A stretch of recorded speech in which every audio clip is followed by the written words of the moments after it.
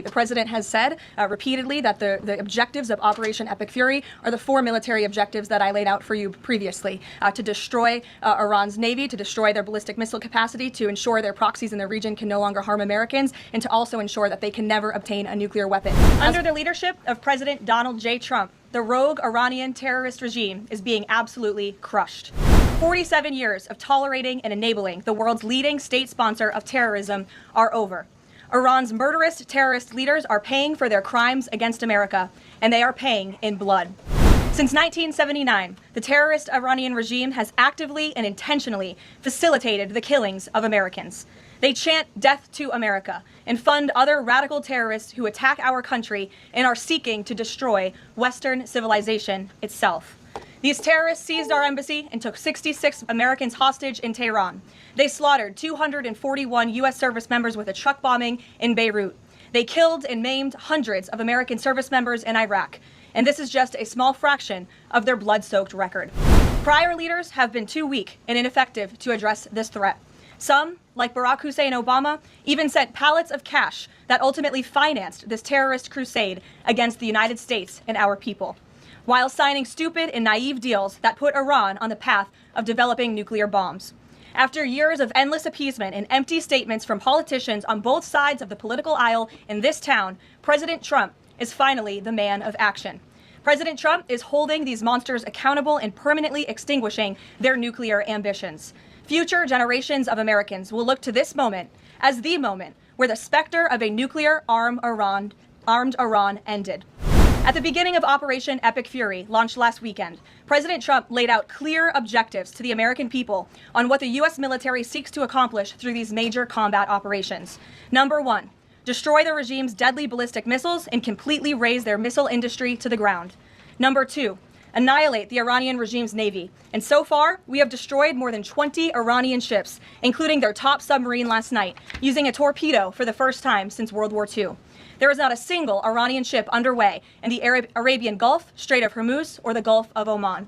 Number 3, Operation Epic Fury will ensure the regime's terrorist proxies in the region can no longer destabilize the region or the free world and attack our armed forces. And thus far, Iran's proxies are hardly putting up a fight.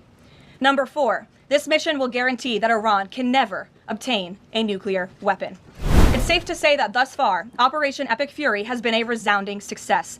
American forces have struck more than 2,000 targets, destroying hundreds and hundreds of ballistic missiles, launchers, and drones. As the Department of War said this morning, we expect to have complete and total dominance over Iranian airspace in the coming hours, clearing the skies for our brave warriors to continue achieving these noble and long sought-after objectives. There's been a lot of misreporting and intellectual dishonesty from the American media on why President Trump decided to launch this operation. So let me remind you, Operation Midnight Hammer, which took place last June, obliterated Iran's 3 major nuclear sites. Yet the terrorist Iranian regime has remained fully committed to rebuilding its nuclear program. How do we know this? Because Iran has pursued this path of war and violence despite President Trump dispatching 2 of his top and most trusted negotiators to engage in exhaustive and good faith negotiations to try and reach a deal.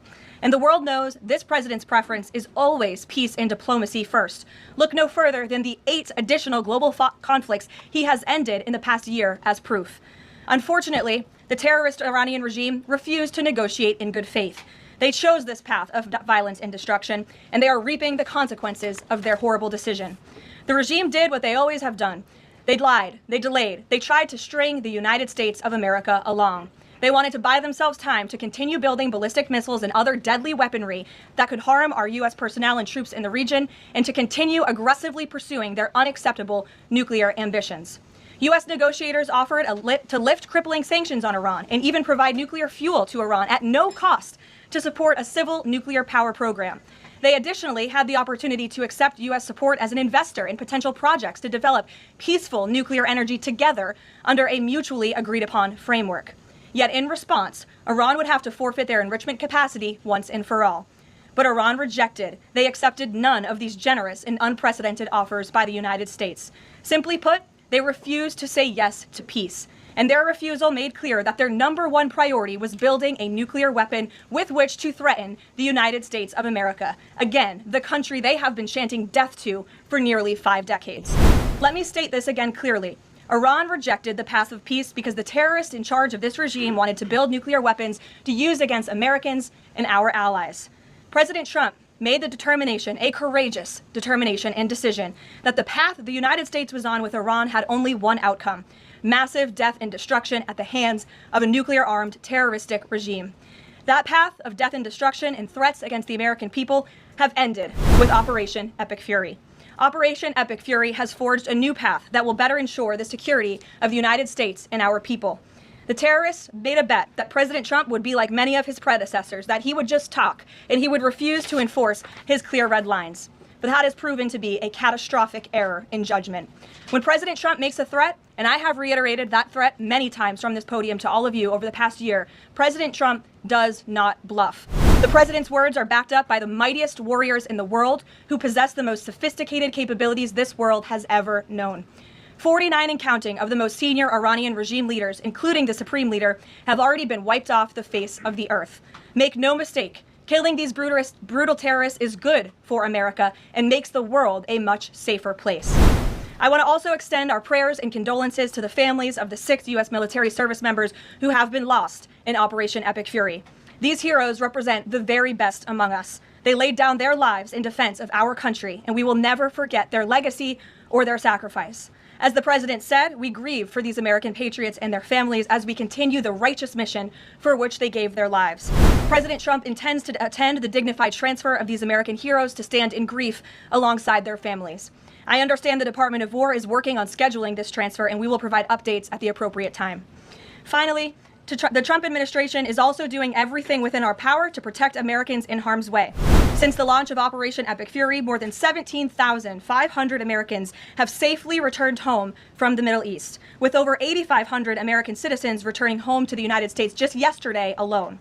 If you are a U.S. citizen in the Middle East looking to return to the United States, the Secretary of State asks that you please register with the State Department at step.state.gov. The State Department will identify where you are and provide travel options directly to you. The administration is already rapidly chartering flights free of charge and booking commercial options, which we expect to become increasingly available as time goes on and the success of this mission further comes to fruition. I know the President and Secretary of State Rubio have been in touch as well with our allies in the region directly about this problem, making it clear that it is a priority of the United States of America to bring every American home. The Trump administration will not rest until every American is home safely and until the terrorist threat from Iran has been completely destroyed. With that, I'll take your questions. Eric, why don't you kick us off today? Thank you for being here. It's great to be here. As you mentioned, Iran's regime, its leadership has largely been decimated. Do we have a sense right now of who's actually calling the shots in Iran? And we're also hearing reports that the Supreme Leader's son may be named his successor. Do you have any more information about that? I just had a quick follow-up as well. Sure. We've seen those reports as well, of course, and this is something that our intelligence agencies are closely monitoring and looking at. The truth is, we'll have to wait and see. The president has said repeatedly that the objectives of Operation Epic Fury are the 4 military objectives that I laid out for you previously: to destroy Iran's navy, to destroy their ballistic missile capacity, to ensure their proxies in the region can no longer harm Americans, and to also ensure that they can never obtain a nuclear weapon. As for what comes next for Iran, the president has said, of course, it's a good thing for the United States to want freedom for the Iranian people, and ultimately we hope that freedom rests in their hands. Karoline, we've seen the Arab and Muslim nations coming under fire as well. President Trump's vision for the region has been to bring the Arab and Muslim nations to the table together, Abraham Accords, obviously, with Israel. If this regime topples, could we see a new day in the region and really a new Middle East come out of this when the dust settles? Well, the greatest deterrent to true and long-lasting peace in the Middle East has always been the rogue Iranian terrorist regime. And our Arab and Gulf partners in the nation admit that, as well as, of course, our close friend and ally Israel. We have seen all of the Arab partners in the region come together during this time on the phone with President Trump, many of them commending him for this bold and brave action to protect American troops and our bases in the region that are housed in many of these Arab and Gulf states. And I know that many of these regional partners are contributing their air defense capabilities as well. Jordan, Bahrain, Saudi Arabia, the UAE, Qatar, Kuwait, and the president continues to be engaged with all of them. Welcome. Garrett. Also have two, humor me. Axios, I think, was the first to report this morning this phone call between the president and Prime Minister Netanyahu, saying that Netanyahu had given the U.S. this information about where the Ayatollah would be and then he'd be with his deputies on Saturday. How important was that information in the president making the decision to strike where and when he did? I think it was important with respect to the timeline, but I think the president, prior to that phone call, had a good feeling that the Iranian regime was going to strike the United States assets and our personnel in the region. And the president was faced with a choice. Does the United States of America use our military and our capabilities to strike first, to take out this threat that has been threatening our country and our people for 47 years, or is he going to, as commander-in-chief, sit back and watch as the rogue Iranian regime attacks our people in the region? That's obviously an unacceptable decision. For the second choice there is unacceptable to the president, which is why he made this decision. As for where the Ayatollah was going to be, that obviously had an impact on the timeline of the operation, but not quite the president's decision in its entirety. On the way the public is viewing this, we were sitting here last week, I asked you if the president was going to make this a big part of the State of the Union, if he felt like he had to sell the possibility that he'd do strikes like this. We're now 5 days on, he hasn't done kind of the traditional speech to the nation part of it. Does the president believe the country supports the actions that he's taken so far in Iran? I think he does, and I think the president knows the country is smart enough to read past many of the fake news headlines produced by people in this room that this action was unjustifiable. Again, this is a rogue terrorist regime that has been threatening the United States, our allies, and our people for 47 years. And the American people are smart enough to know that. And they've also been smart enough to listen to the president himself, not just over the past year in this second term, but during his first term as president, and also for the past 40 years of his life. This is a president who has been remarkably consistent on this issue, that Iran can never obtain a nuclear weapon. And the president tried peace through diplomacy, exhaustively and extensively. He and his team gave it their best go, and the president ultimately came to the determination of that peace was not a pursuable path. The Iranian regime, they want death, they want destruction, they want to kill Americans, and that's unacceptable to this president. It's intolerable to him as commander-in-chief. Jackie. Thank you, Caroline. Obviously seen the update from the State Department on the 17,500 Americans that have already come back, including some 8,000 just yesterday. There are still 6,000 that are looking to get out, as I understand it. And just in the context of what you just told Garrett about the president's decision on a timeline, if he had decided to do this strike before receiving, the specific intelligence about the meeting on Saturday, should there have been more done in advance of the strikes to try to get those Americans in the region resources and information to get home before day 3 of the war? There was many signs put out by the State Department, and I wish that everyone in this room would report on them. The Secretary of State issued level 4 travel advisories dating back to January for many of these countries in the region. On January 14th, the U.S. mission to Saudi Arabia advised personnel and Americans to exercise increased caution and limit non-essential travel to any military installations. On February 11th, the U.S. Department of State Consular Affairs shared a list of countries with level 4 do not travel advisories. You can't be much more clear than that. Do not travel to these following countries. On February 23rd, the U.S. Embassy in Lebanon ordered non-emergency government personnel and family members to leave Lebanon due to safety risks, and we helped them do that. On March 2nd, the State Department urged U.S. citizens to depart Lebanon immediately. With respect to Iran, on February 27th, the Secretary designated Iran as a state of sponsor of wrongful detention and stated no American should travel to Iran for any reason. And again, on February 27th, the U.S. ambassador to Israel warned Americans to leave Iran, and they provided travel advisory alerts through the U.S. Embassy in Jerusalem. So the State Department was all hands on deck on advising extreme caution and do not travel alerts to Americans in the region. With respect to the Americans who are still in the region now, again, the State Department is asking that they register at the website so they can directly identify you, and we are actively and rapidly working to charter flights. There is some commercial flights that are taking off intermittently from these countries, and we plan to get Americans on board as quickly as possible, again, free of charge to them. And we have some additional measures that I think will be announced in the coming days. Again, I can also reiterate from the president's perspective, this is something he's brought up directly with our allies and partners in the region, that we expect their help in getting Americans home, and we will do that, and we will not rest until every single American is returned home safely. And then one follow-up just on how people might be experiencing this at home.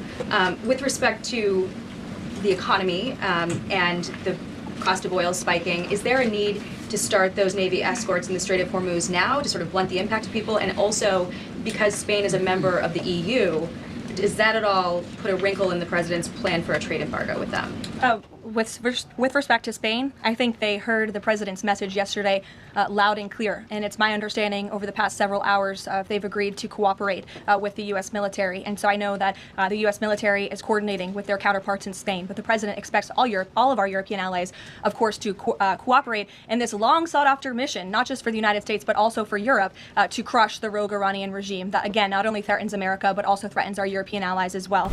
With respect to oil prices and the economy here at home, of course, this This is something that Secretary Bessent, Secretary Wright, the National Economic Council of Energy, that is led by Secretary Burgum, has been long working on and well in advance. Yesterday, President Trump announced the U.S. Development Finance Corporation will provide political risk insurance at a very reasonable price for crude carriers and cargo ships operating in and around the Gulf. And as you pointed out, Jackie, the president said if necessary and when appropriate, the U.S. Navy will begin escorting tankers through the Strait of Hormuz. I think it speaks to why this action was so necessary, that ultimately the energy industry is going to benefit from the president's actions with respect to Iran, because Iran will no longer be controlling the Strait of Hormuz and restricting the free flow of energy, which, as you all know, controls 20% of the world's global oil supply.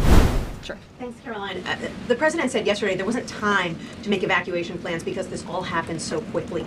Given how critical the president has been of the chaotic evacuation from Afghanistan by the last administration 5 years ago, why wasn't there more of a focus on evacuation plans from the Middle East that could have been at least put in place, ready to go before the strikes this weekend? Again, I just laid out for you that there have been plans in place and that the State Department has been very clear to the American people traveling within this region not to travel to these regions. We gave notices to leave immediately the countries where these Americans were within. And unlike the previous administration, we actually have a number. We actually have identified the number of people in the region who have requested help. We are in direct contact and engagement with them. And you have to keep in mind, there's a few thousand people who have requested assistance to come home in comparison to the millions who we understand are in the region. So we will help every single American who wants to come home if they're making that request of the State Department. Americans who called the State Department hotline as recently as last night were being told, we can't help you, you have to make your own plans. Well, the line was updated, and I expect every single person in this room to report on that accurately